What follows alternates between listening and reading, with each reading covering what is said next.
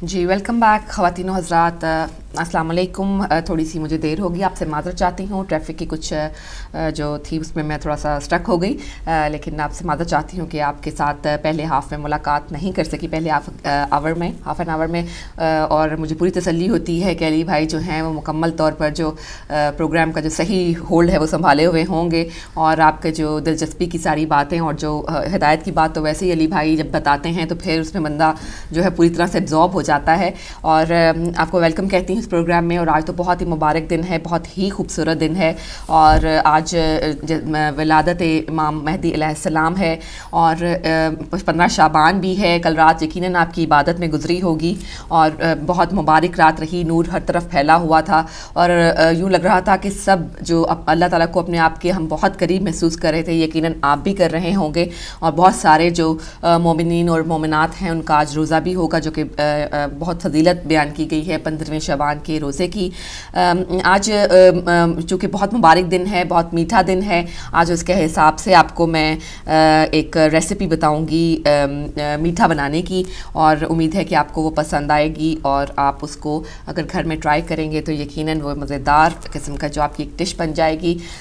आज जैसा कि आपको मालूम है कि आज होता है हमारे पास आज का पकवान, और आज के पकवान में आपको एक डिज़र्ट बनाने के लिए जो डिज़र्ट बनाएंगे आप, और उसमें आप घर में भी मीठा तो न्याज तो बनती ही है शाबान की। वैसे तो पूरा शाबान ही इसमें गुजर जाता है, लेकिन 14-15 की चूँकि ज़्यादा फजीलत है, इसलिए बहनें बहुत सारी मीठी की चीज़ें बनाती हैं।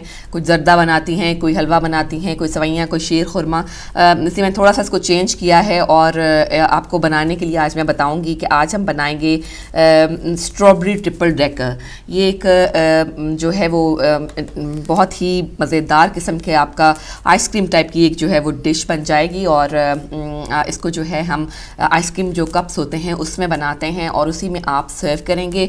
इसके लिए आपको इंग्रेडिएंट चाहिए होंगे। स्ट्रॉबेरी की आपको एक जेली चाहिए, जेली का एक पैकेट जो है वो काफ़ी रहेगा, और दूध के 2 गिलास हमें चाहिए होंगे। स्ट्रॉबेरीज़ आप 1 कप ले लें अंदाज़न, और चीनी यानी शुगर के आपको 2 चाय के चमचे चाहिए।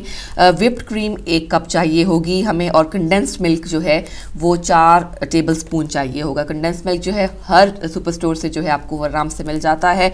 और इसके अलावा हमें बर्फ़ चाहिए कुटी हुई 1 कप। दोबारा आपको बता दूं कि हमें स्ट्रॉबेरी जेली का 1 पैकेट चाहिए। स्ट्रॉबेरीज जो हैं हमें 1 कप चाहिए। दूध के 2 गिलास लेने होंगे। शुगर के 2 चम्मच हम डालेंगे इसमें, और व्हिप्ड क्रीम 1 कप लेंगे, और कंडेंस्ड मिल्क के 4 टेबल स्पून इस पर इस्तेमाल करेंगे, और बर्फ़ भी हमें इसके लिए चाहिए होगी।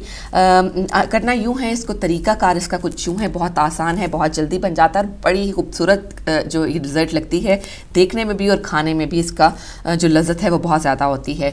आप यूँ कीजिए कि हाफ़ पैकेट जो स्ट्रॉबेरी जेली का, उसको 1 कप जो पानी है उसमें अच्छी तरह से मिक्स कर लें। पूरा आपने स्ट्रॉबेरी का पैकेट नहीं मिक्स करना, हाफ़ पैकेट जो है वो स्ट्रॉबेरी का पानी में अच्छी तरह से मिक्स कर लें, और फिर उसको जो है वो अच्छी तरह से जो है अपने पका लेना है, उसको गर्म कर लें, और फिर उसको ये जो वाला मिक्सचर जो आपने बना लिया है इसको 2 ग्लासों में जो है वो अलग-अलग आप डाल दें। अब आपने जो बाकी आधा पैकेट जो जेली का बचा है उसको आप ब्लेंडर में डालें। उसमें जो 1 कप स्ट्रॉबेरीज़ आपने अपने पास हमने ली थी वो डाल दीजिए। 2 ग्लास जो दूध के हैं वो भी उसमें डाल दें। 2 टेबल स्पून शुगर भी डाल दीजिए।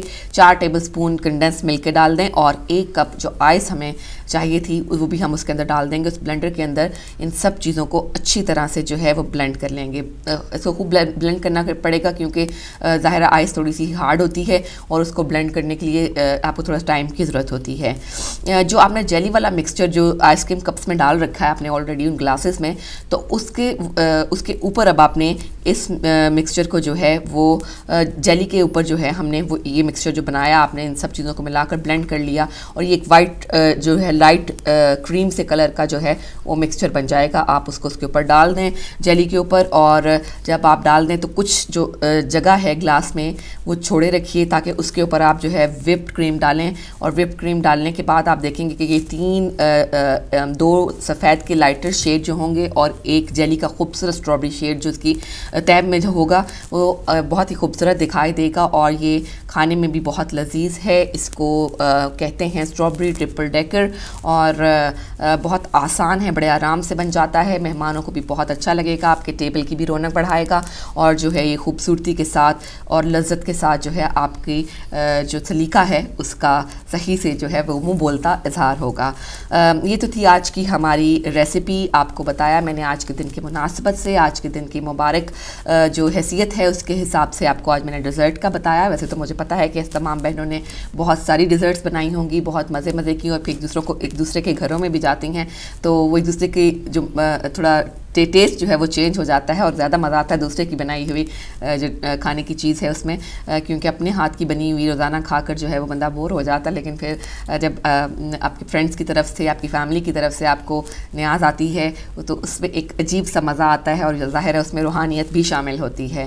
تو یہ تو تھی ہماری آج کے پکوان کی ڈش، اور ہمارا جو اس آور کے بعد انشاءاللہ آپ سے فون لائن کھولیں گے ہم 11 بجے کے بعد، اور آپ سے بات چیت کرتے رہیں گے۔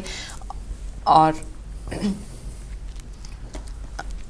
جی، اور اب ہم چلیں گے علی بھائی کی طرف اور دیکھتے ہیں کہ وہ کیا ہمارے لیے نیکسٹ سیگمنٹ لے کر آ رہے ہیں۔ تھینک یو، بہت خوبصورت جو ہے وہ آپ نے ڈشز بتائیں، اور آج کے دن کی مناسبت سے کیونکہ شاید کوئی ہی گھر ہو ایسا، بلکہ کوئی گھر ایسا ہوگا ہی نہیں جہاں پر آج کے دن خوشیاں نہ منائی جا رہی ہوں اور نظر و نیاز نہ ہو رہی ہو۔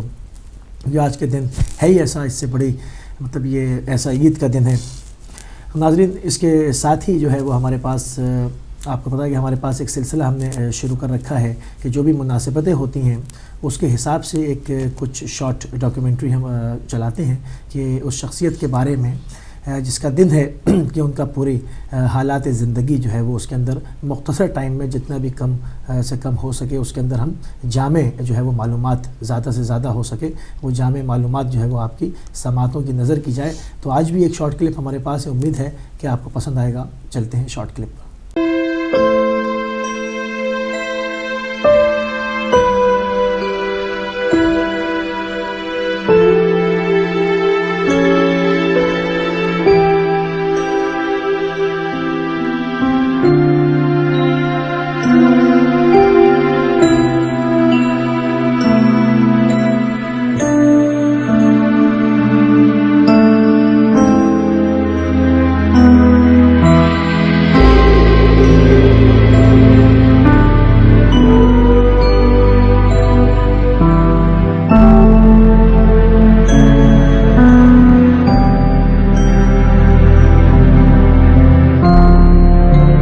ناظرین السلام علیکم، میں ہوں ذیشان علی۔ پروگرام اسلامک کیلنڈر میں آپ کا خیر مقدم ہے۔ ناظرین، جیسا کہ آپ جانتے ہیں کہ ہم اپنے اس پروگرام اسلامک کیلنڈر کے ذریعے آپ کو ہر مہینے کی اہم تاریخوں کے بارے میں بتاتے ہیں، کیونکہ یہ مہینہ شعبان کا چل رہا ہے، اور اس مہینے کی 15 تاریخ ہی وہ اہم تاریخ ہے جس تاریخ کو حضرت امام زمانہ علیہ السلام کی ولادت ہوئی تھی۔ تو آئیے اس اہم تاریخ پر کچھ روشنی ڈالنے کی کوشش کرتے ہیں، تاکہ جو لوگ نہیں جانتے انہیں بھی معلوم ہو جائے کہ اس تاریخ کی اتنی اہمیت کیوں ہے۔ ناظرین، ہمارے امام زمانہ علیہ السلام، جن کا نام امام محمد مہدی ہے، آپ سلسلہ عصمت کی 14ویں اور حضور صلی اللہ علیہ وآلہ وسلم کی نسل سے سلسلہ امامت کی 12ویں کڑی ہیں۔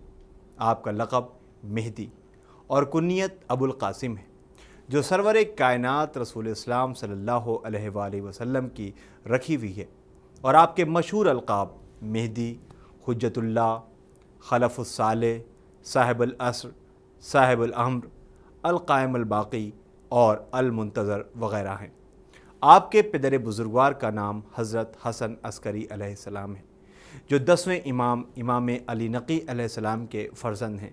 آپ کی مادر گرامی کا نام نرجس خاتون ہے، جو قیصر روم کے بیٹے اور جناب عیسیٰ علیہ السلام کے ایک حواری شمعون کی نسل سے تھیں۔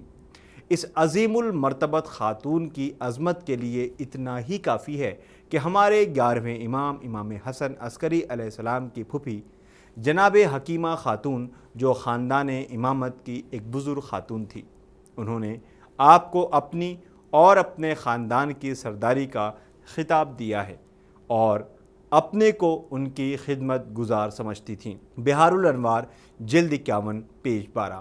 ناظرین، حضرت آدم علیہ السلام کی خلقت سے پہلے پنجتن پاک اور دوسرے معصومین کی طرح آپ کا نور بھی خلق ہو چکا تھا۔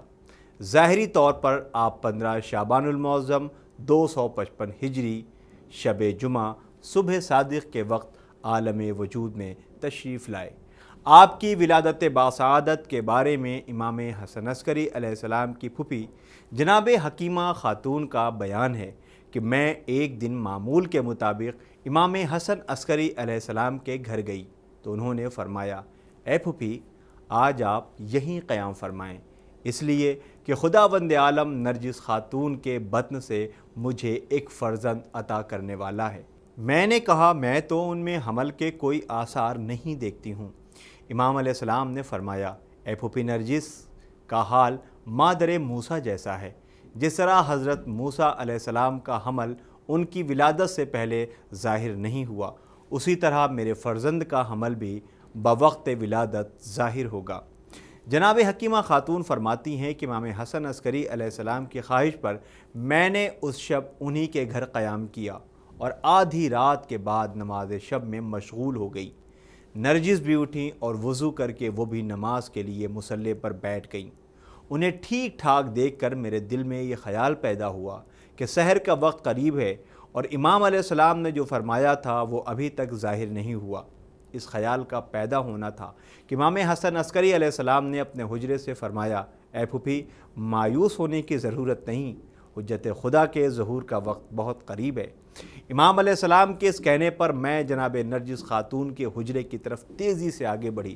ابھی چند لمحے بھی نہ گزرے تھے کہ میں نے دیکھا کہ سارا گھر روشن و منور ہے اور ایک مولود سجدہ خالق میں ہے، جس کے داہنے بازو پر جال حق زاق الباطل لکھا ہے، جس کا مطلب ہے کہ حق آ گیا اور باطل تو جانے والا ہی تھا۔ اس کے بعد میں نے مولود کو گود میں اٹھا لیا، کیونکہ آنے والا بچہ ولادت کی تمام تر آلائشوں سے پاک و صاف، طیب و طاہر تھا۔ اتنے میں امام حسن عسکری علیہ السلام نے اپنے حجرے سے آواز دی، اے پھوپھی، میرے فرزند کو میرے پاس لے آئیے۔ میں امام حسن عسکری علیہ السلام کے بلانے پر بچے کو آپ کے پاس لے گئی۔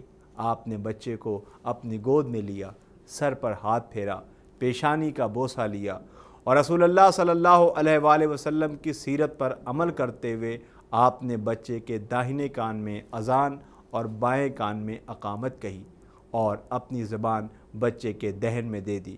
جب بچہ سیر و سیراب ہو چکا تو آپ نے بچے کو مخاطب کر کے فرمایا، کچھ پڑھو۔ بچے نے حکم امام پاتے ہی بسم اللہ کہہ کر سورہ قصص کی 5ویں آیت پڑھی۔ ہم چاہتے ہیں کہ زمین پر جو لوگ کمزور ہیں ان پر احسان کریں، انہیں پیشوا بنائیں، مالک قرار دے اور انہیں روئے زمین پر پوری قدرت عطا کریں۔ سورہ قصص آیت 5۔ پھر بچے نے حضرت رسول خدا صلی اللہ علیہ وآلہ وسلم پر درود بھیجا اور کہا کہ میں گواہی دیتا ہوں کہ اللہ ایک ہے، اس کے سوا کوئی معبود نہیں ہے۔ میرے نانا محمد صلی اللہ علیہ وآلہ وسلم اللہ کے رسول ہیں اور دادا علی مرتضیٰ حجت خدا ہیں۔ ناظرین، امام مہدی علیہ السلام نے 5 برس کی عمر تک اپنے والد امام حسن عسکری علیہ السلام کے ساتھ زندگی گزاری اور 260 ہجری میں اپنے والد کی شہادت کے بعد منصب امامت پر فائز ہوئے۔ منصب امامت کے لیے کم عمری کوئی تعجب کی بات نہیں ہے، کیونکہ امامت ایک عظیم خدائی منصب ہے جسے وہ اپنے مخصوص بندوں میں جسے چاہتا ہے بالکل اسی طرح عطا کرتا ہے جس طرح حضرت یحییٰ علیہ السلام اور جناب عیسیٰ علیہ السلام کو بچپنے میں نبوت عطا کی، اور جو شخص امامت کے شرائط کا حامل ہوتا ہے اسے اس منصب جلیلہ سے سرفراز کرتا ہے۔ ناظرین، اس میں شک کرنے کی ضرورت نہیں ہے، کیونکہ اللہ جناب عیسیٰ علیہ السلام کو گہوارے میں ہی نبوت عطا کر چکا ہے، جس کا ذکر قرآن میں موجود ہے۔ علامہ مجلسی فرماتے ہیں کہ حضرت امام مہدی علیہ السلام میں بہت سے انبیاء کے حالات و کیفیات نظر آتے ہیں۔ حضرت نوح علیہ السلام، حضرت عیسیٰ علیہ السلام، حضرت موسیٰ علیہ السلام اور حضرت ابراہیم علیہ السلام، حضرت ایوب علیہ السلام، حضرت یونس اور حضرت محمد مصطفیٰ صلی اللہ علیہ وآلہ وسلم کے صفات و کمالات سے آپ کی ذات آراستہ و پیراستہ ہے۔ غیبت کے بعد حضرت یونس علیہ السلام کی طرح آپ کا ظہور ہوگا، یعنی جس طرح وہ اپنی قوم کی نظروں سے غائب ہو کر ضعیفی کے باوجود نوجوان تھے، اسی طرح وقت ظہور آپ کی عمر بھی 40 سال کی ہوگی، اور حضرت رسول خدا صلی اللہ علیہ وآلہ وسلم کی طرح آپ بھی صاحب سیف ہوں گے۔ ناظرین، حضرت امام مہدی علیہ السلام کی امامت کا زمانہ اب تک 2 غیبتوں میں بٹا ہے، ایک زمانہ غیبت صغریٰ اور ایک غیبت کبریٰ، اور اس کی خبر معصومین کی زبان سے سنی جا چکی ہے۔ امام محمد باقر علیہ السلام نے یہ بتا دیا تھا کہ قائم آل محمد علیہ السلام کے لیے 2 غیبتیں ہیں، ایک بہت طولانی اور ایک اس کے مقابلے میں کم۔ امام جعفر صادق علیہ السلام نے فرمایا کہ ان کی غیبت دوسرے کی بنسبت بہت طولانی ہوگی، اور امام علیہ السلام کے بارے میں پہلے سے ہی حدیث معصومین کے موجود ہونے سے ہی امام حسن عسکری علیہ السلام کی شہادت کے بعد ان کے اصحاب اور خاص چاہنے والے کسی شک و شبہ میں مبتلا نہیں ہوئے۔ ناظرین، امام علیہ السلام کی پہلی غیبت، جس کو غیبت صغریٰ کہا جاتا ہے، اس کا آغاز 260 سے شروع ہوا تھا، اور یہ غیبت 329 ہجری تک جاری رہی، یعنی 69 سال تک یہ سلسلہ قائم رہا، اور اس میں خاص سفیر موجود تھے، یعنی ایسے حضرات جن سے امام رابطے میں رہتے تھے، تاکہ ان کے ذریعے سے امام عوام کے پاس مسائل حل کرتے رہیں۔ یہ حضرات علم و تقوی اور رازداری میں اپنے زمانے کے سب سے زیادہ ممتاز شخص تھے، اس لیے انہی لوگوں کو امام علیہ السلام کی جانب سے اس خدمت کا اہل سمجھا جاتا تھا۔ ان خاص افراد کے نام اس طرح ہیں: عثمان بن سعید عمری اسدی، یہ پہلے امام علی نقی علیہ السلام کے سفیر تھے، پھر امام حسن عسکری علیہ السلام کے زمانے میں بھی اس خدمت پر مامور تھے، اور پھر حضرت امام مہدی علیہ السلام کی جانب سے بھی سب سے پہلے اس عہدے پر بھی یہی قائم ہوئے۔ چند سال اس خدمت کو انجام دے کر بغداد میں انتقال کیا، وہیں دفن ہوئے۔ اس کے بعد ان کے فرزند ابو جعفر محمد بن عثمان سعید عمری نے اس خدمت کو انجام دیا۔ ان کے انتقال کے بعد ابو القاسم حسین بن روح نوبختی نے اس ذمہ داری کو ادا کیا۔ ان کے انتقال کے بعد ابو الحسن بن محمد سمری نے یہ خدمت انجام دی۔ یہ آخری نائب تھے۔ حسین بن روح کے بعد بحکم امام علیہ السلام ان کے قائم مقام ہوئے، اور صرف 9 برس اس خدمت کو انجام دینے کے بعد 15 شعبان 329 ہجری میں بغداد میں انتقال کیا۔ وقت آخر جب ان سے پوچھا گیا کہ آپ کا نائب کون ہوگا، تو انہوں نے کہا کہ امام علیہ السلام نے فرمایا ہے کہ اب اللہ کی مشیت ایک دوسری صورت کا ارادہ رکھتی ہے، اور اس بیچ میں لوگوں کی ذمہ داری ہے کہ وہ لوگ ہماری روایت بیان کرنے والے عالم باعمل کی طرف رجوع کریں، کیونکہ وہ میری طرف سے لوگوں پر حجت ہے، اور میں ان پر اللہ کی حجت ہوں۔ اس لیے جب تک امام علیہ السلام کا ظہور نہیں ہوتا، ہمیں چاہیے کہ ہم عالم باعمل کی طرف رجوع کریں، جن کی پہچان یہ ہے کہ وہ شخص اپنے آپ کو گناہوں سے بچاتا ہو، اپنے دین کی حفاظت کرتا ہو، اپنی نفسیاتی خواہش کا غلام نہ ہو، احکام الہی کی اطاعت کرتا ہو، اور ظہور کب ہوگا اس کی آخری مدت صرف اللہ کو معلوم ہے۔ ناظرین، اب آپ کی خدمت میں امام زمانہ علیہ السلام کے چند ذرّی اقوال پیش کرتے ہیں۔ اقوال ذرّی: امام علیہ السلام نے فرمایا، خداوند عالم نے مخلوقات کو بیکار نہیں پیدا کیا، اور نہ ان کو بے مقصد چھوڑ رکھا ہے۔ بحار الانوار جلد 53 پیج 194۔